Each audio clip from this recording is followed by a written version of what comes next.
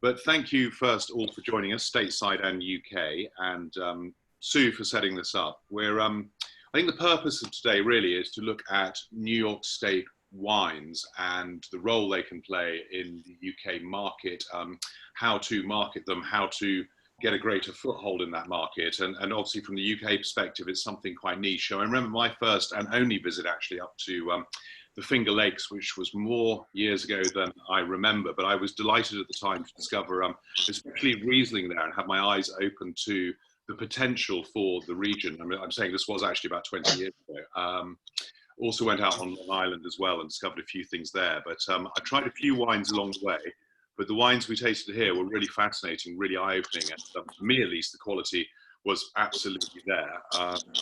So I was going to begin by talking just a little bit about the wines, but more overall impressions in terms of the UK guys we've got here, and what you felt. And I'm aware that some of you have some knowledge of New York State wines, probably a lot more than me actually. So I don't know who would like to kick off, but what can we say sort of stylistically broadly about the wines we've tried, and anything in particular that sort of stood out?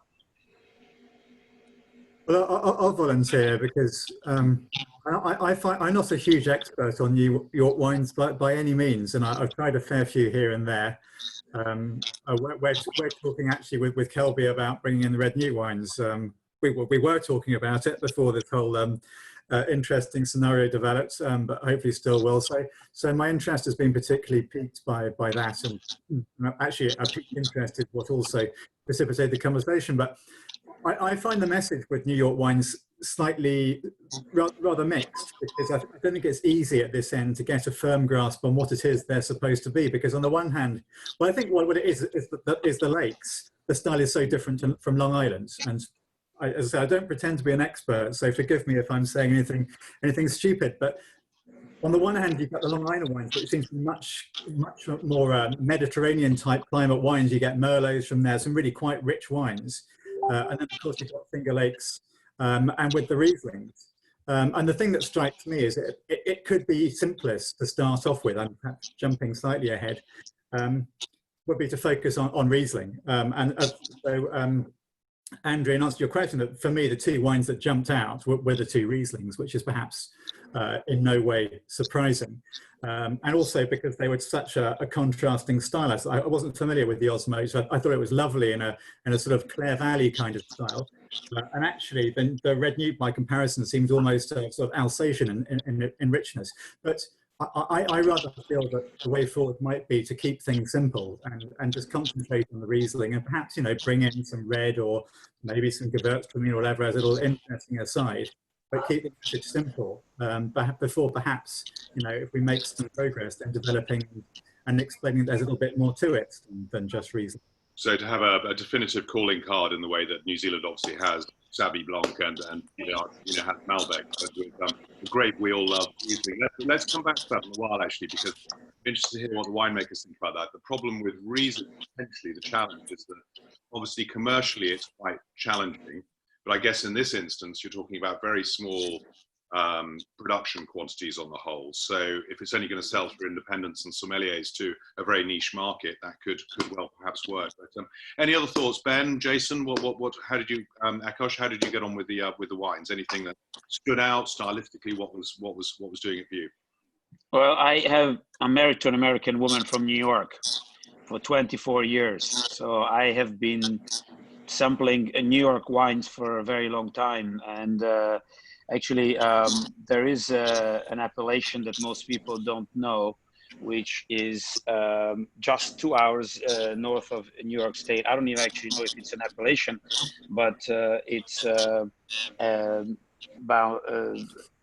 it's basically inland around Montgomery and Newburgh area, and they produce wine, and they do a lot of basically, if you want, hybrid wines, because the climate is very, very austere. The wines are okay, but it was very confusing to taste those wines. But it didn't matter, because people from New York came and they bought it because it's a New York wine. And that was the same thing. I remember 20 years ago visiting some wineries on Long Island. The wines were way overpriced, not interesting at all. but nobody cared. It was Long Island, and people were willing to pay $120 in a New York restaurant for it.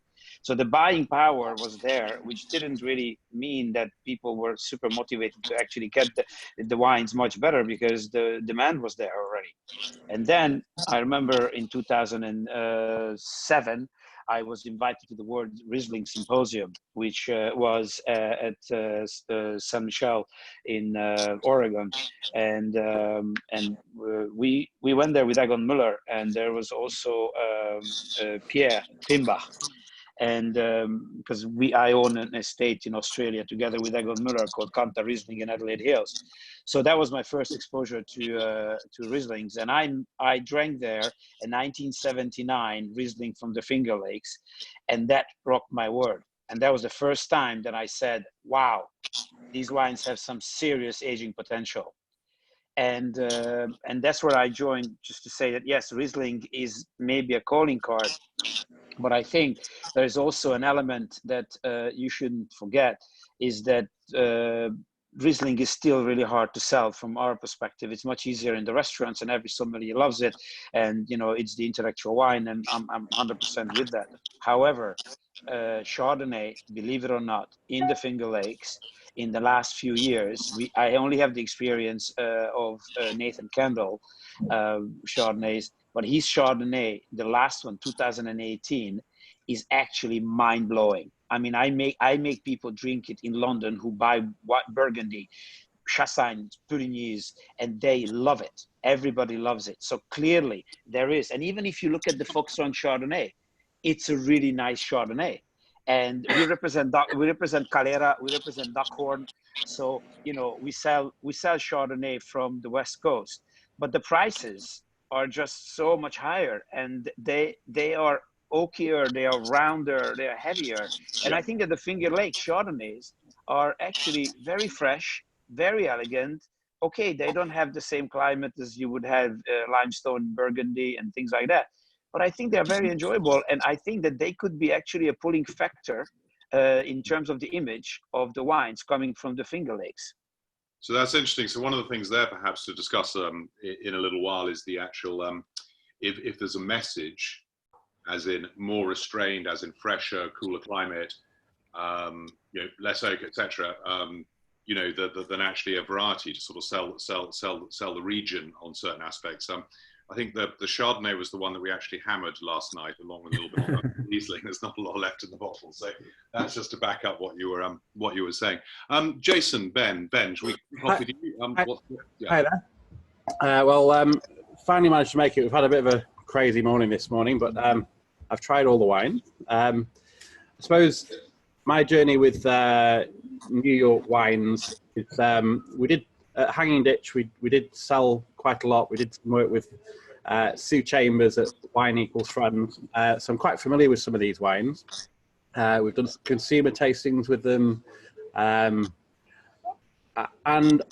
I would say that probably reiterating some of the points already made, but pricing can be tricky. But as with anywhere, I think if you find the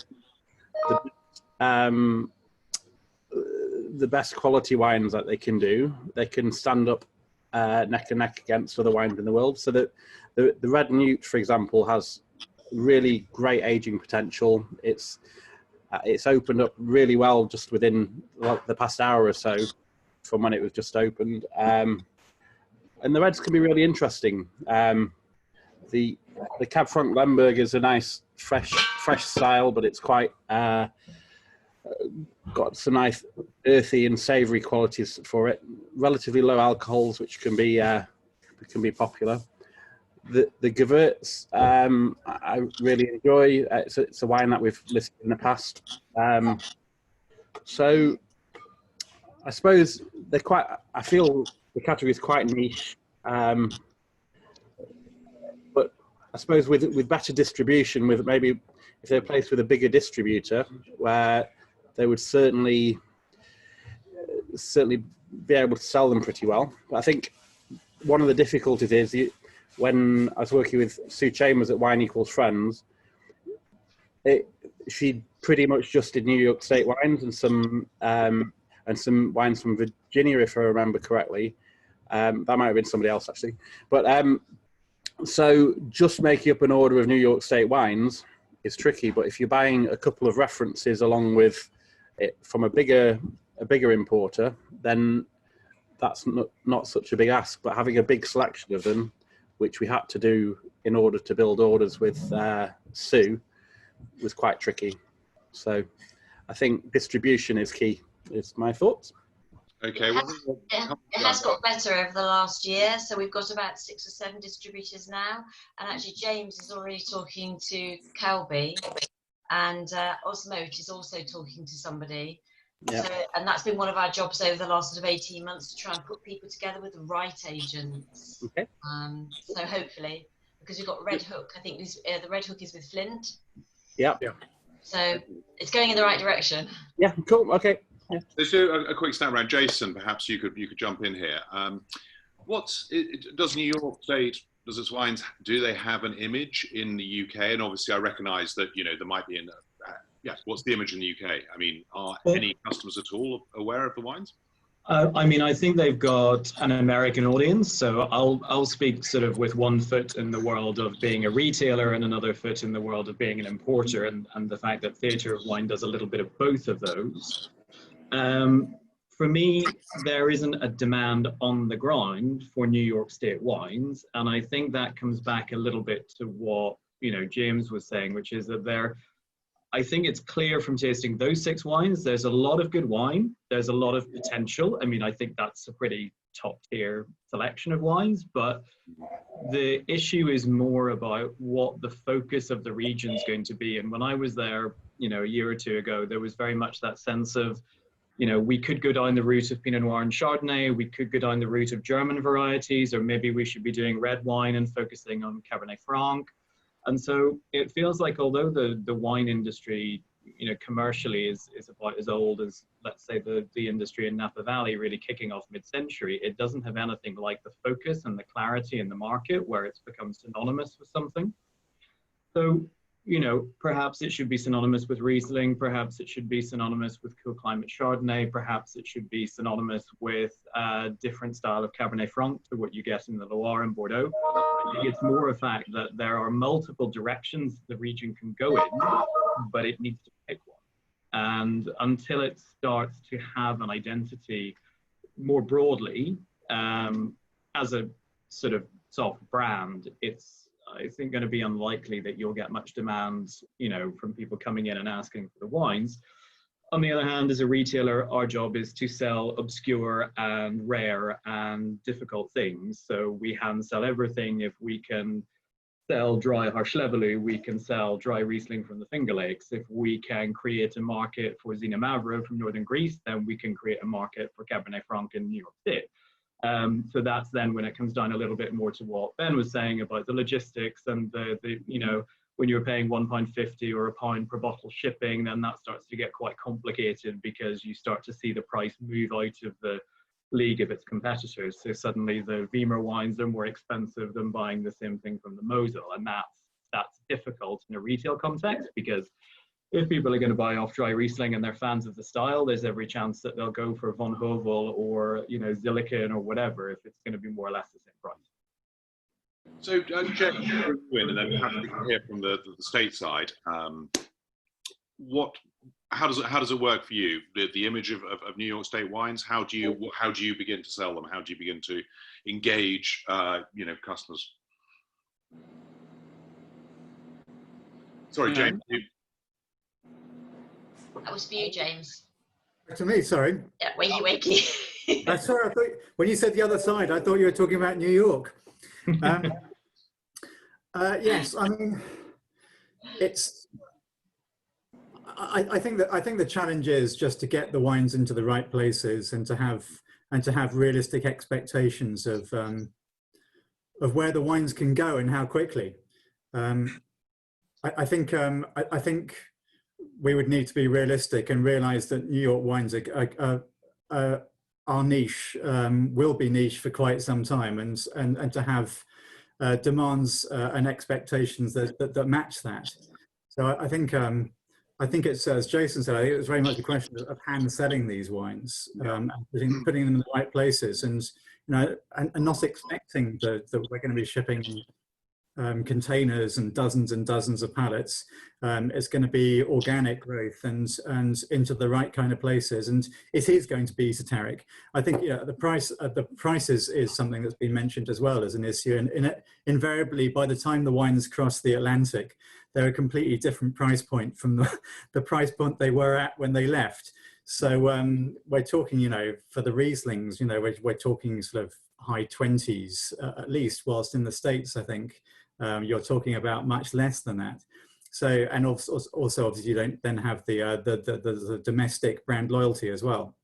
So I think that just needs to be realistic, and there is definitely a place, and there is definitely going to be interest, or there is interest already, but one needs to be realistic and just put the wines in the right places and not push too hard, and let the wines speak for themselves.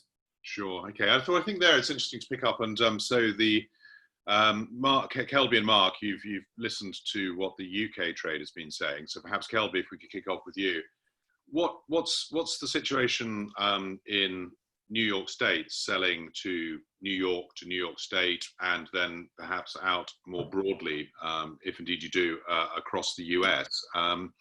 What are you selling on? What are you selling your USPs? What are you?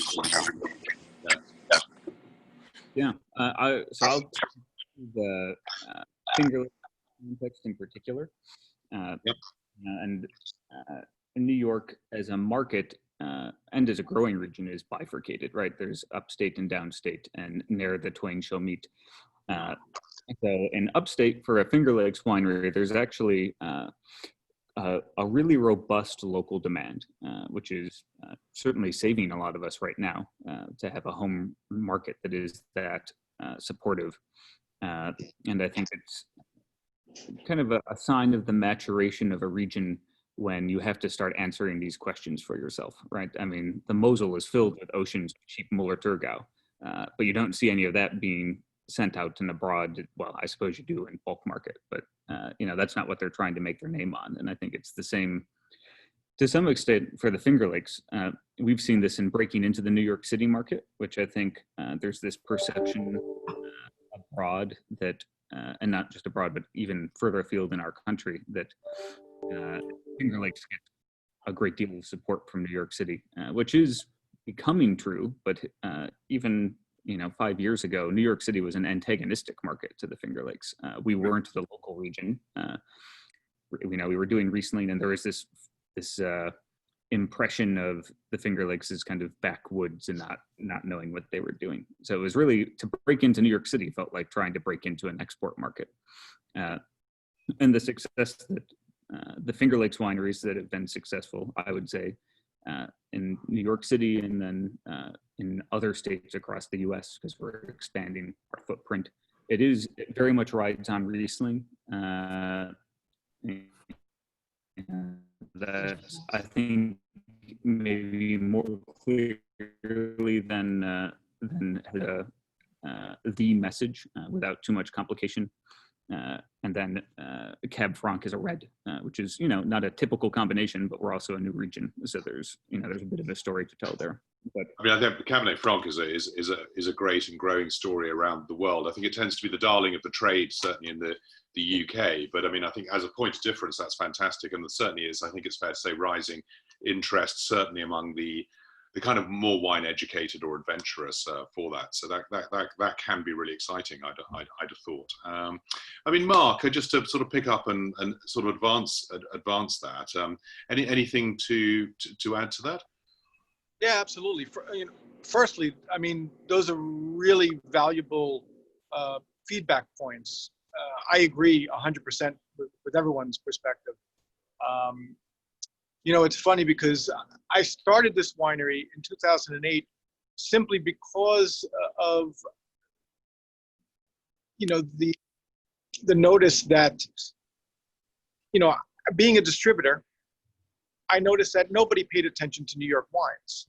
Mm-hmm. And so when I would go to the regions to visit, I also noticed that there was a local, built-in clientele You know, driving out to Long Island on the weekends, you know, there's 10 buses of bachelorette parties, and there was a lot of mediocre wine being produced because you basically had a captive audience that could sell anything.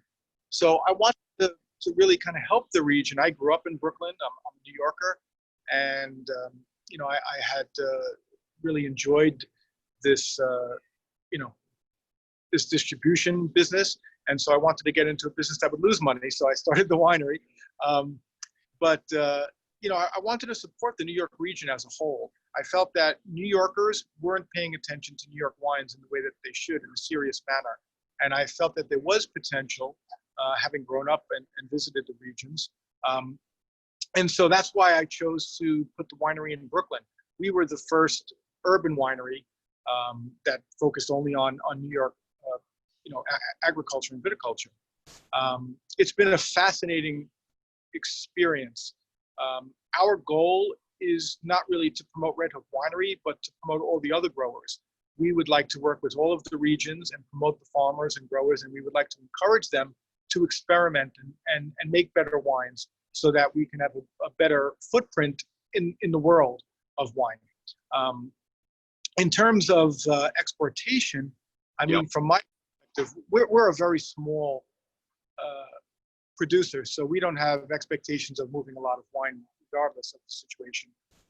So my perspective may not be in sync with the goal of all New York wineries, but I would rather lose money and gain some loyalty in places like Britain, because, you know, it's important that the wines be judged among the peers of the world and in different areas. And from my perspective, England has such a blossoming culinary and viticulture scene that, you know, it's an important market to be in. So pricing is something that we have to pay very close attention to. In terms of marketing, from my perspective, the best marketing is to go and support the brands, to speak to people, to obviously provide the best product that we can, and be able to support the brands as a region and individually as wineries. I would love to take a trip with Kelby and some other wine producers and go and maybe do some real important work throughout England. I have a lot of experience in England. I worked with British musicians my whole life, Paul McCartney and Peter Frampton and guys like that. I love the area, and I think this great opportunity. The other thing I wanted to add was that, New York is an extremely young region. I think that people don't actually realize how young this region is compared to other, established wine regions. We're basically a 30-ish year old region. And if you think about California or Napa Valley, way back when they were, after Prohibition, 30 years after Prohibition, it was a much different landscape. I think they were producing interesting wines, but we're searching to kind of create that identity, like we're discussing. I don't think we can rush it because we have to let this identity organically resolve, form itself. But we want to break the mold of these, these stigmas behind New York wines. I think that there are producers, like Kelby, that are trying to make world-class wines. We want to be competitive and provide interesting wines to consumers and to buyers and distributors and importers. But we are aware that there are several things we still need to do to be competitive. We have to make better wines. We have to be competitive from a price point perspective. We have to be smart with our marketing, and we have to appeal to people that will find the wines interesting and compelling enough to tell their friends about them and then seek them out. So right now there is no pull on the floor. I would say even in New York, I mean, people rarely will walk into a store and request New York wines. And again, going back to my initial statement, that's why I started Red Hook Winery. I wanted to create something that was in New York City, in one of the most competitive wine markets in the world, that would solely focus on New York wines, all New York, Finger Lakes, Hudson, Long Island, and then to support all of those farmers and create a community that we can tell the story, start locally with the New Yorkers, and then hopefully expand into regions that have some interest into finding new things. But, feedback, especially, critical feedback, is very important for us to understand, you know, where we're not capitalizing on opportunities. We've had some successes in London, which is great. I've had feedback from, you know, people that have gone to wine bars and restaurants like Milos that have had the wines and said, hey, I had your wine, you know, but we don't want it to be a novelty. We want it to be, you know, to a point where we can market New York wines and make it a win-win for everyone on every level. We don't want to create difficulties to have access to the brand. You know, the fact that the brand is young and obscure is difficult enough. So, you know, the value of having calls like this is to find out where we can do better work and provide better service and products for the industry. So I think that's, I'll sort of throw that question back over to the assembled UK trade, I think. So any responses there? I mean, James, do you want to kick off? Any thoughts on that? Because I think we're really in the nub of it now. It's kind of, this is a fledgling region, 30 years old. I'm sure I'm right in saying small production across the board pretty much. I might come back and ask whether or not, maybe just a nod or not. I can't imagine there's a winery that's capable of producing a brand in the way that, I don't know, say Columbia Crest out of Washington can actually have some kind of presence across the, you know, high-end supermarket shelf. But so, James, I mean, this is a completely blank slate. So surely it's that's a good thing as much as it's a drawback, because there's everything to play for. And yet, in some ways, the question is, what can you work with? Do you know what I mean? It's Well, absolutely, and I think it's clearly an exciting region in terms of this wide variety of different things that are available. You know, I still rest my case that perhaps starting out with something, with an idea that can create an identity that actually resolves itself in people's minds might be a good point of departure, rather than the idea just being it's amazing, it does everything. So perhaps it's, you know, it's a slightly contradictory sort of position, but I would still, what I said before really, I think is the main thing that I would say. I think it's a small region, as everyone said. It's a young region, obviously, and it's done in the UK. So there's a long way to go, and I think it's just a question of hand selling as well. And the wineries are all small, as far as I know. There aren't that many of them anyway. So I think for me, it reminds me slightly of the position in Oregon with this in terms of number of producers, although what it doesn't have, which Oregon had, was Oregon's got Pinot Noir, which is, you know, it makes it simple for everyone.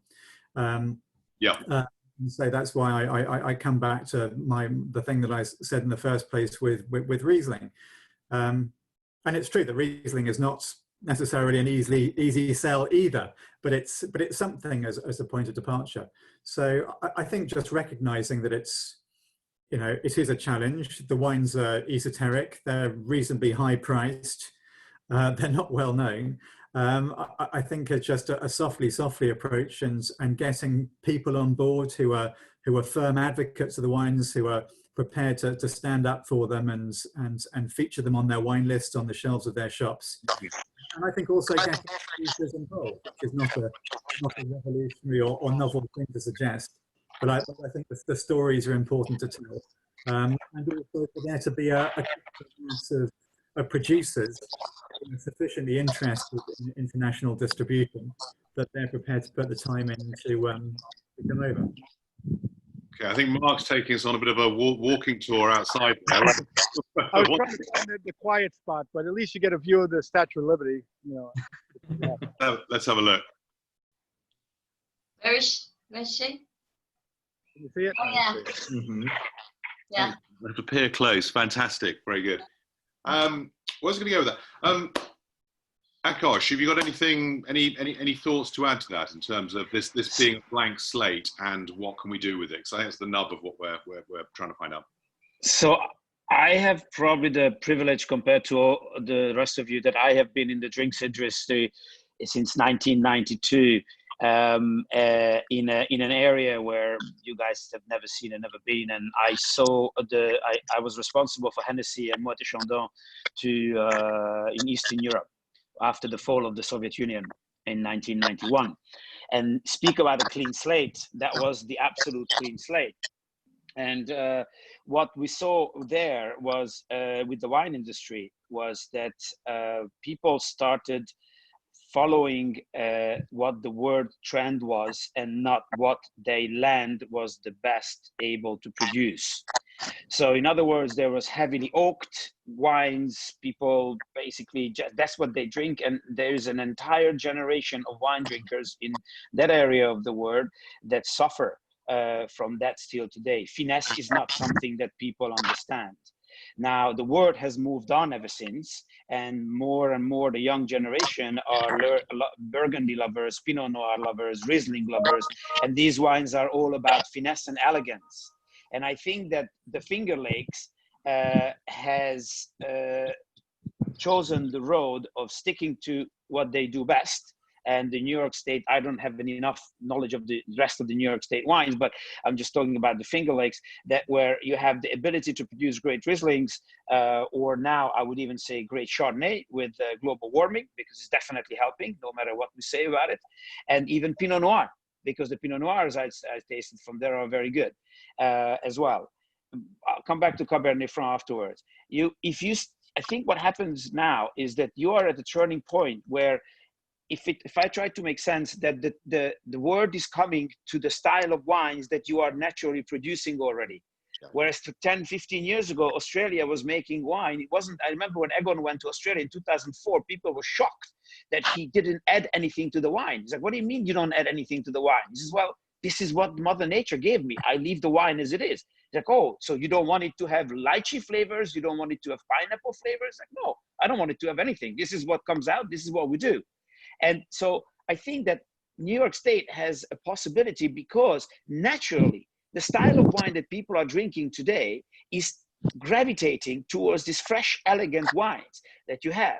The only problem and the biggest drawback I see globally with it is the fact that you have the unpopular grape varieties that were actually unpopular for a very long time. German Riesling made Riesling popular now, but you have been born in a climate where Cabernet Franc grows well. Well, Cabernet Franc is a bloody difficult grape variety to sell to anyone, even though it's wonderful and it's great, but it's difficult. That's the reality of the thing, right?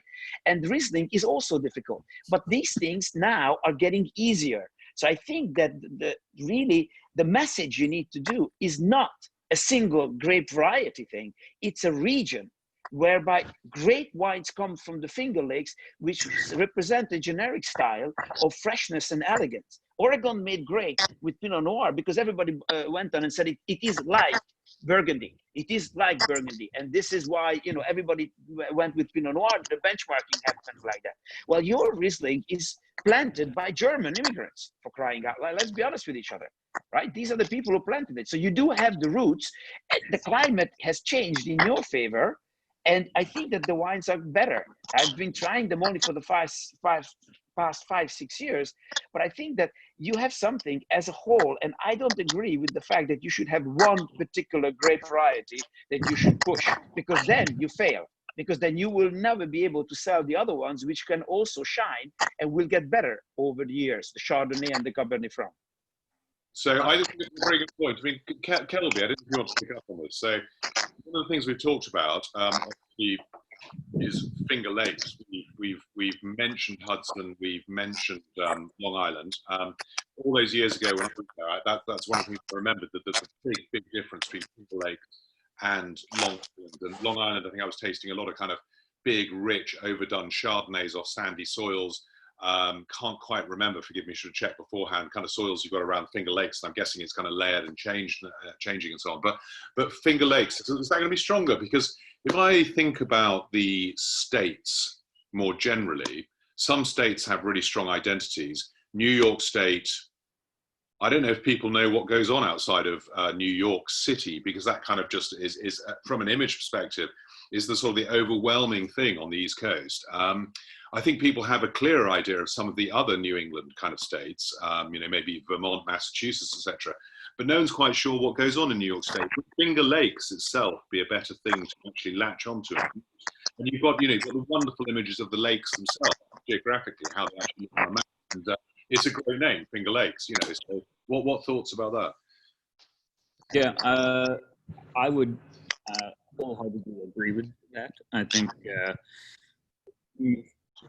the way the state is organized when we go out into the market, we are part of New York State, which we are proud to be. But I think it does, it's kind of like it would be like the being South Island Marketing Association, right? Central Chicago versus Wypro versus Marlboro. Those all have their own identity, and they're actually having more successful pushing their own identities or pursuing their own identity. I think the image of the Finger Lakes, the name of the Finger Lakes. To Akosh's point, we have a T-shirt that I came up with here.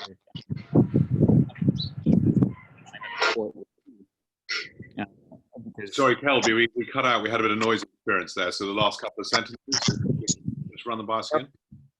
I said, to Akosh's point, we had I have created a T-shirt that's tongue-in-cheek last year called "Cool Climate Before It Was Cool," because yes, the market is kind of something that the Finger Lakes was reviled for. You can't make good wine there; it's too cold, and people were trying to make deep, rich colored reds in the Finger Lakes in the early 2000s just to chase the trend. Now we're seeing New California, New Australia coming to us. But I think there's the long-term aim for the Finger Lakes is to be authentic to what works well here. I mean, Riesling is not an easy sell. Cabernet Franc is not an easy sell. Dry Rosé wasn't an easy sell when the Finger Lakes went into that. It seemed like we were particularly adept at tilting at windmills, but we're getting better at it. So that's it bodes well for us in the future as we export. Well, there certainly seems to have been a trend, an ongoing trend here in the UK during normal times, towards slightly more adventurous, more esoteric, etc. And we mentioned Greece earlier, for example. But I've got a question then for Jason and James. Ben's darted off. He did warn me that he's manically busy at the moment, so he might have to dash off occasionally. But in the UK, do you think that New York State should throw its lot in with specialist importers from the US, or do you think it would actually almost be better to kind of try and look for channels in where it would stand out alongside some Greek wines, alongside some, do you know what I'm saying? Kind of rather than be sort of lumped together as almost like the after bit from the States. Well, I'll speak about it from the point of view of buying from retail. It doesn't really matter where the wines come from or which importer they're with, as long as the pricing is competitive and you've got some kind of continuity on stock.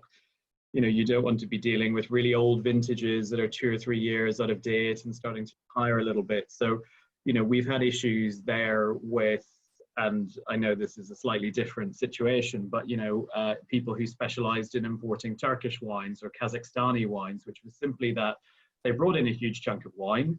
They were all light, fresh white wines, and they didn't sell quickly enough. And then in 2019, the vintages that were on offer were 2015 and 2016, so they were impossible to sell. So I think there's a practical element there, but in terms of whether it comes through a specialist US importer, and I guess James has got an axe to grind there, or whether it comes through a more kind of varied portfolio, it doesn't really matter to me. I think what's important is that whenever you're thinking about exporting the wines, you're conscious of how competitive the UK scene is.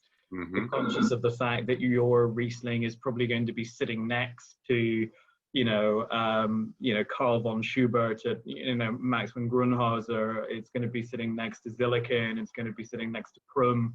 And there's going to be a price conversation that will be had by any specialist, whether that's a sommelier looking through a wine list or a retailer like me looking at a shelf and saying, okay, you're interested in trying more German style Riesling, here's what I've got.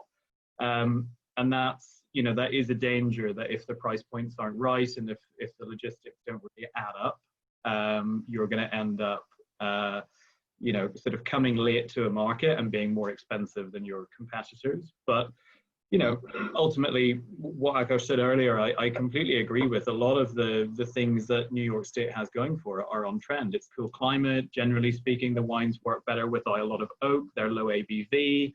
You're able to do dry Gewürztraminer, dry Riesling. There's low extraction on things like Cabernet Franc. These are all great things, and they all have huge potential, and it's exactly what people want. So really the challenge, I think, is just about getting that supply chain going and really moving And I know Sue has done a lot of work on that. And I know a lot of importers have had difficulties where they've kind of signed something, but it hasn't actually landed in the UK because there's logistical hurdles here, there, and everywhere. And then I'm sort of looking at that estate and going, well, I quite like to import that, but I can't because technically so-and-so has the agency, but they haven't been able to ship it yet. Those sort of hold-ups and delays are a bit frustrating from a sales point of view, because you actually want to get the wines on the shelf, you want to sell them. Mm-hmm. And I think when it comes to promotion, you know, obviously here we are in the middle of coronavirus, but what you really want to do is accept that it is going to be a long, slow process. It's going to take a lot of work. It's going to take, you know, decades to establish an identity for whatever grape varieties you go for. And it certainly shouldn't just be exclusively one, but you're going to need to be able to present those wines at tastings. You're going to need to be able to come along to, you know, generic grape focused tastings, or, you know, stand up and present the wines in a lineup alongside their Alsatian, German, you know, Wachau counterparts, that they fit and they make sense in the global context. And I think that's where sort of pivoting from a domestic market to an export market, and the most competitive export market of all, is really a big step change. Yeah. Okay, Ben. While you managed to sit down for a sec, I know you warned us that you were going to be very busy, so that's good. Gosh, got to remember what I was going to ask you now. Do you think New York State necessarily should remain niche, in the sense that that could help you to sell it if it actually did chase a sort of bigger critical mass of listings? I mean, okay, some more listings would obviously be helpful, but how much is it to your style of operation, and indeed Jason's, et cetera, where you're very quality focused, and you're looking for the interesting wines, you're looking for anything that's, you know, good, not mass produced. Is that a strong selling point in itself? Is that something that's helpful to you, or would it be more helpful to have wider recognition out there? I think that's a bit of a tricky question to answer, really, because I think what wines need to stand on their own 2 feet primarily. So, and they have to compete on a world stage. So, niches are nice to have, not a necessity. Okay. And I'd only list niche if they meet quality and value criteria. I wouldn't list stuff because it's just niche. So I suppose for me, and certainly over the past couple of years, I've been very, very time poor. It's made me because I've got less time, it's been a lot more difficult for me to order from a number of suppliers, from a settling it, like paying bills perspective, from a sending orders perspective. So although I'd like to buy from many small importers, I literally don't have the time to, and I can't be in this, and so convenience of some of the biggest suppliers with broader portfolios has been really, really important to me, because I've had a very, very small team. I'm doing most of the purchasing. I'd like to simplify my operation rather than make it more complicated. And I think for me, that's why I think this distribution is very important. Mm-hmm. But yeah, it's tricky. Yeah, sure. Okay. Interesting, Sue, you might be able to fill us in with something quite interesting, which is I believe you did another session with another publication, The Buyer, we'll mention them, and that was on trade focus, sommelier, etc. Is the sort of feedback, the ideas that are coming through from the sort of independent sector here and importers different in any particular way? Is there any contrast with that session? I think the wines have been really well received by the somms, because they're very on trend at the moment, and the dialogue over the last year regarding New York has really raised its level. I think Kelby will agree on this, won't you? And when we've organised this year a sort of drop-in tasting, because we don't do, for the entree, we don't do formal tastings, so they're just drop-in, and it's we only really want 60 people there, so we have to be quite careful. And we did get 60, and they're people that we actually want. So the sommeliers and some of the independents are definitely turning up for New York. So it seems to be getting a lot of attention. And I think a lot of the wines are very food friendly, so they sort of work. And because they're on trend, the somms are enjoying talking about it. But I'm not sure yet whether it's actually feeding through. I don't know whether they're actually buying any. I think that, and Jason will back me up here, the difficulty with the sort of the retail side is it's the logistics and getting it over here, and it is quite expensive. But I think the feedback we're getting is pretty much the sort of same. The one thing from the buyer event, the interesting thing was they had a tasting, and Kelby was there with Jen Menges from Weimar. They were talking about the region more. And the guests were saying, weren't they, Kelby, that once they'd understood about the region, then they understood the wines better. Yeah, that's very true. I think there's, I think when we talk about going into a new market, there's kind of the implication or the underlying assumption of that is what volume are you looking for? And you assume if you're breaking into a new market, it's because you want to sell a lot of wine. And I think from the Finger Lakes perspective, and I would say Long Island as well, it's not as much about volume. I think we'd be happy just selling, a few dozen cases a year of our single vineyard bottlings or dry bottlings where we feel like we're actually price competitive with the international competition. And it's more about the recognition of the region and making sure that we're in the right markets with the right tastemakers and showing that we belong there. But the Finger Lakes in particular, the suitable land for vineyards is really narrow. It's a very tight strip. I mean, we have more in common with the Saar than we do with the broader Mosel in that sense. So there's no one who's going to have boatloads of wine. Right? Red Newt is considered a big producer in the Finger Lakes, and we make 180,000 bottles in a big year. But that's we're considered a juggernaut by regional standards. So I think there might have been some, I don't want to say mistakes made, but I think initially when you're trying to feel out a new market, our assumption as a region was to lead with our lower price point wines. But by the time they get over there, as you all know, they're not in that bracket anymore. Yeah.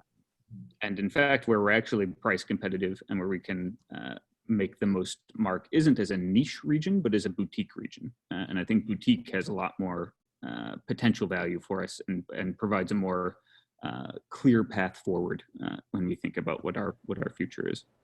Yeah. Mark, do you want to add anything to that? So thoughts on that? I agree 100%. I think that we're not a volume producing region in general. There are some larger producers, but I'm certainly from the boutique area of distribution and production, and I think that as long as we can make our finest wines, I mean, it makes way more sense to put our best foot forward, having our best wines in an area that could make a statement and having them be competitive among their peers than trying to find some volume mover in a lower end wine that isn't competitive, because New York will never be competitive in the inexpensive wine region. It's just an expensive place. And I just, when you look at the south of France or, even Germany, you just scratch your head in terms of like, how could they produce wines? I mean, I went to Sicily and I was blown away with the value to quality. So, I mean, you can, to try to compete in a value-driven market is maybe not the best move. And I think that, now that New York can and is and will produce premium wines and really interesting, good quality boutique-y styled wines, I believe that we should try to seek that avenue and make them competitive. Make sure that the pricing is correct. Make sure that we're on top of our marketing. Make sure we're supporting the buyers and the importers. And I've found this conversation extremely valuable because I can see the work that we need to do, and perhaps we should all talk as a community and figure out ways to get the wines there more effectively, more efficiently, more consistently, instead of, one by one, just trying our own little, avenue to try to get wines into the marketplace. So, to me, this has been really valuable and informative. I think if I may add something from an importer's perspective, I think what you need to understand is that from our perspective, to bring in a wine from the Finger Lakes or from anywhere for that matter, but especially from the Finger Lakes, is put aside the logistical nightmare. It takes 2.5 months to get in because basically nobody knows what they're doing from U.S. Customs perspective. But once the wines, when you bring them in here, you need to be able to generate a market in advance of the arrival of the wines, because otherwise it's not going to work. Because to hold the wine here that you don't have a sales for as soon as it arrives, then you will have a problem, because nobody will call you to say, oh, I heard you have a wonderful wine from New York State. Can you please sell it to me? It's very, very rare. This is not wines that people call you for, unfortunately.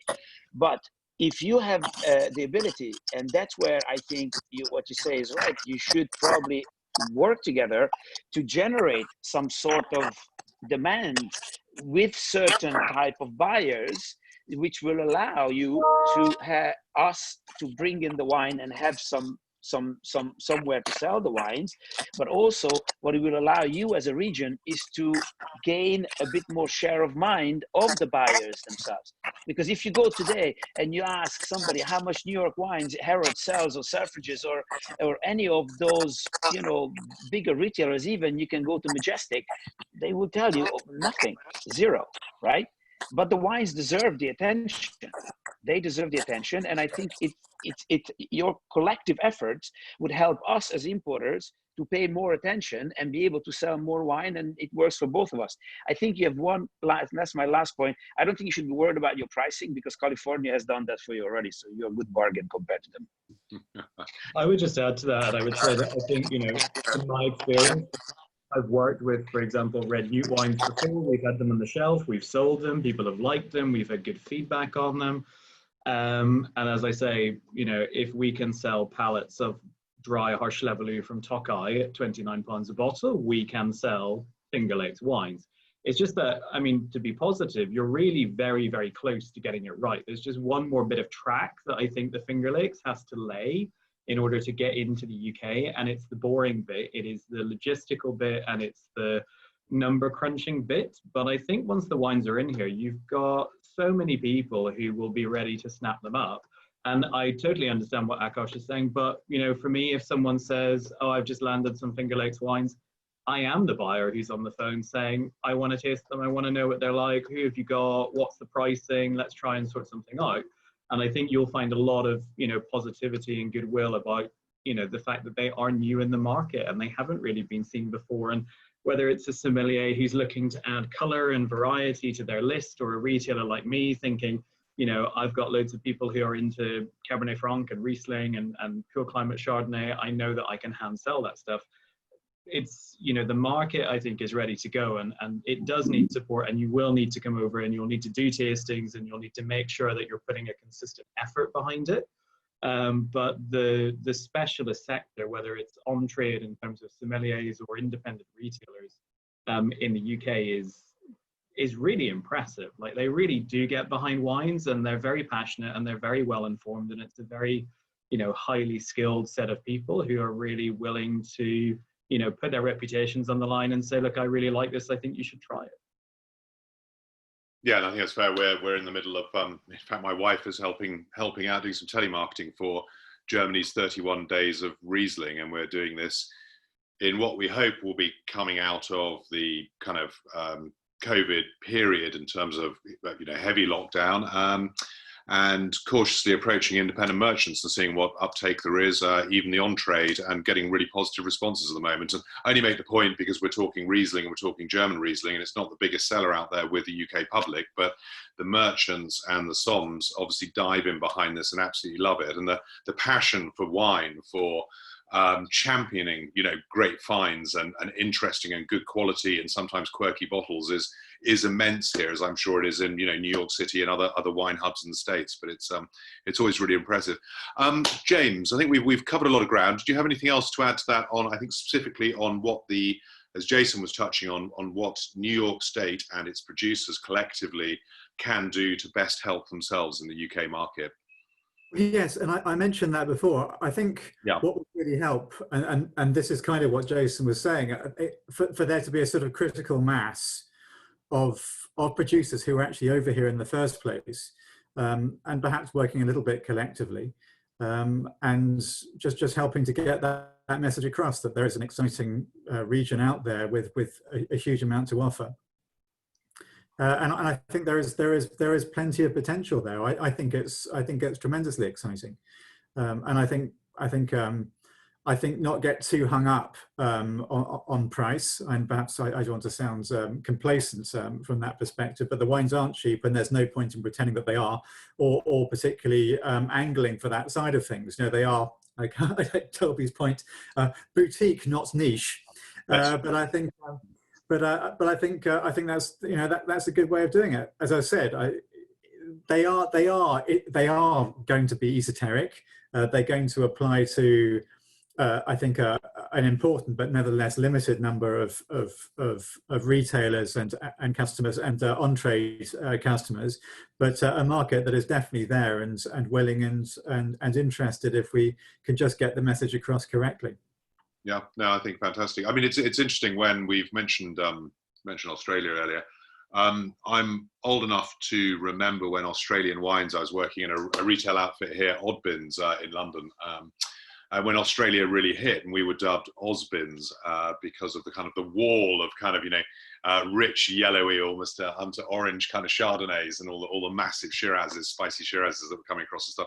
The good point there was that actually compared with some of the kind of really weedy, overpriced Burgundies and Bordeaux's, there were actually a lot of flavour in these wines. So initially I was a great big fan. My point was going to be that actually the Aussies were fantastic, and they came over and they had such an image problem to kind of turn over in terms of quality wine. And they simply burnt shoe leather, and they always came armed with an absolutely ice cold beer, which was another very difficult thing back then to get hold of in the UK. And that just kind of won the hearts, I think, of the trade and then out to the consumers. So obviously that's a whole massive continent. But as a state, if New York, as a much smaller industry, can do some of that, I think that would have a massive impact if you guys, when you can, possibly, get over here and do what you can. Yeah. So I think just to add to that, I would say that a really good recent example of that has been South Africa. Yeah. The transformation in South Africa's listings and fortunes, and the amount of energy that young, engaged, small producers have put into promoting those wines has been. There's absolutely no denying the level of success it's had. And the Finger Lakes has a lot of talented, enthusiastic young winemakers who are willing to travel and talk about their wines and tell their stories. And, that's something that, the market here loves. It's literally just waiting for it. It's waiting for the next, South Africa to kind of come along and knock the socks off. Yeah. I think as well. Yeah. One thing, that sort of just occurs to me as well, is there's this wonderful relationship, I think, between London and New York, isn't there? And is it love, hate? I know we both like to sort of jibe with each other about who's the most important on the global scene, but there are a lot of similarities, and I think a lot of to stereotype perhaps crassly, but there's a lot of common sentiments, I think, between the two cities. And I think there's a lot to play on, even though Finger Lakes is quite a long way from New York City. But all the same, I think there is so much that could be done there in terms of perhaps playing on that and emphasizing, the New York-London kind of focus. And so many of the places, with respect to Ben in Manchester, and so obviously there's lots of places outside of London, but the focus of just in terms of the places that can afford to sell these wines at the price they need to be in is inevitably going to be in London and the southeast. So I think playing on that is no bad thing. Yeah, I think that's a good point, and there's definitely a fascination we have here with all things that go on in New York as well. So it's definitely a strength, I think. I think we've had a really far-ranging discussion. I hope it's been really interesting for all, both Mark and Kelby, and also on the UK side here. While everyone's there, I don't know how time restrictions are for people, but I just wondered whether I could sort of recede a little bit if you guys have any very specific questions for the winemakers. No worries if not. I put you on the spot, but or one or two questions back from Mark and Kelby to you, and then perhaps we can sort of look at wrapping up, unless anyone wants to bring up another sort of burning topic into the room. So. Well, I think the one thing that I would mention that we haven't really touched on, I don't know if we haven't touched on it because it's a white elephant or if it's just not relevant, but it's the issue of hybrids. And I think hybrids are such a strong part of the actual planting and also the sort of identity of New York State and Finger Lakes wines that I think it's worth talking about it a little bit. And I'll say beforehand, I had a bottle of Cuculaig Vignole a couple of weeks ago, 2016 vintage. It was absolutely delicious. So I have nothing against hybrids as a wine drinker, but I'm sort of interested to know what the view from the Finger Lakes is on how you take those forward, because it feels to me like that's a very difficult conversation to have, because you have to invent the market. You have to invent an entire category for hybrid grape varieties. In Europe in particular, they're synonymous with poor quality wine, and in countries like outlawed, make AOC wine from hybrid grapes. So I wonder, when I was there a year ago, there was a sort of uncertainty about the way forward on that. Some people said, well, look, hybrids are really good because they're disease resistant and we can do more organic and biodynamic things. And other people were saying, well, look, they have no identity in the wider market. These are going to be impossible to sell. So I'm just curious to know whether that conversation is developed and what the view on the ground is. Yeah, who'd like to pick it up? Kelby? Yeah, I can. I mean, it's certainly the white elephant for the region. I think there's no denying the value of hybrid grapes for the local market. Right, it actually maps sound pretty well to the Millar Thurgau and the Mosel. Right, we make good wine with one here, but it's entirely for kind of upstate New York sales. I think the challenge has been the pushing of them, or the interest in them in other markets, and I would even include New York City, where they became trendy with a certain segment of Soms. To echo that the London-New York connection. And you saw just a fascinating generational battle that I try and remain relatively neutral, especially in this context, between producers of, I would say like a Red Newt or Ravines or Weimer, producers that feel like they survived the hybrid wars. It sounds like a Star Wars game, but the hybrid wars of the 90s, when hybrids were dragging down the image of the Finger Lakes in particular, and they sought to not banish them, but prove to people that that vinifera could be done, and could be done seriously. And they were terrified that this would be backsliding, right? By admitting even esoteric, interesting versions of hybrids, that it would send us back to those feelings. I don't know if it did that necessarily, but I think you are seeing some backing off, just because for the same things we've been talking about here, right? If we're trying to decide whether we should be a calling card with Riesling and then maybe some Chard or Pinot Noir or Cab Franc, and whether that's too many, to then come with no one knows from historical reasons seems to really the water. Okay. Is there one more question for either Mark or Kelby, perhaps? Anyone to use? Ben, are you off? Thanks for joining us, Ben. I'm a bit busy. I've had a bit of a delivery, so sorry I missed that last bit. No, pleasure to see you. Thanks for joining us. That's great. Cheers. Cheers. Take care. Okay. Cool. So where are we at? Sue, any other thoughts? No, I think we've covered a lot, actually. I think the feedback's really positive. And we were doing really well this year because both Kelby and Nathan Kendall came over at the beginning of the year, and the response to the events was quite incredible. And I was really looking forward to really trying to push what we'd done last year and move it into this year. And when you've got a little region like New York and COVID, it just falls off everybody's agenda. Yeah, so, yeah. But I don't think we'll lose the traction that we made last year at the beginning of this year. We've just got to start again when the on-trade opens up, really, I think. And when James takes on Kelby. Looking forward to it. I'm ready to fly again. So it's like, Well, don't come now because you'll be sitting in quarantine for 2 weeks. Yes, unless he goes via France, then he'll be okay. Yeah. Kelby caught COVID off Jamie Good. Oh, seriously? Yeah. Well, is that a special brand of COVID then?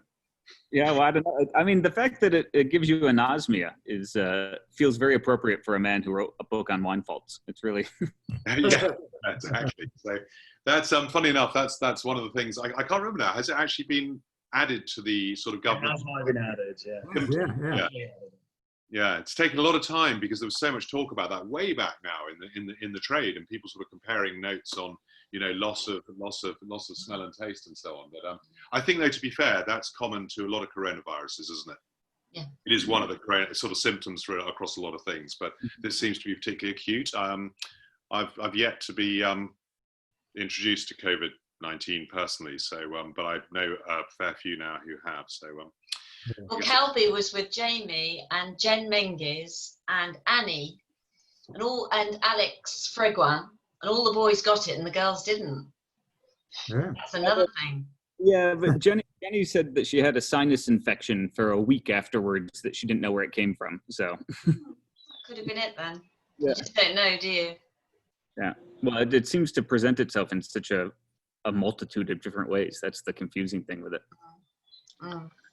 Well, you know the joke when they say that alcohol kills the virus and vitamin D is good for it. So if you see me lying naked, drunk in the garden, I'm doing a science experiment. You know. So that's it. You know, that's COVID for you. I think I need to banish that image. Guys, I need to leave. I'm sorry. I have a busy few hours ahead of me. Thank you. Thank you very much for having me, and everybody please stay safe. And if Theatre of Wine needs some Nathan Kendall, you know where to find me. I do know. Akash, thank you very much for joining us. Cheers, guys. Take care. Thanks. Bye-bye. Thanks, Akash. Okay, guys. Well, I think we'll possibly wrap up there. Thank you very much for all of your time. I look forward to writing up for this issue of Harpers. And yeah, any questions, I know where to find you. You can come back with Thank you. emails and so on. So Kelby, Mark, great to see you both. Love to visit you both. Jason, James, good to see you as always. Thank you very much. Been great. Bye, everybody. Bye. Cheers, everyone. Enjoy some sun. All right. Bye. Bye. Bye-bye.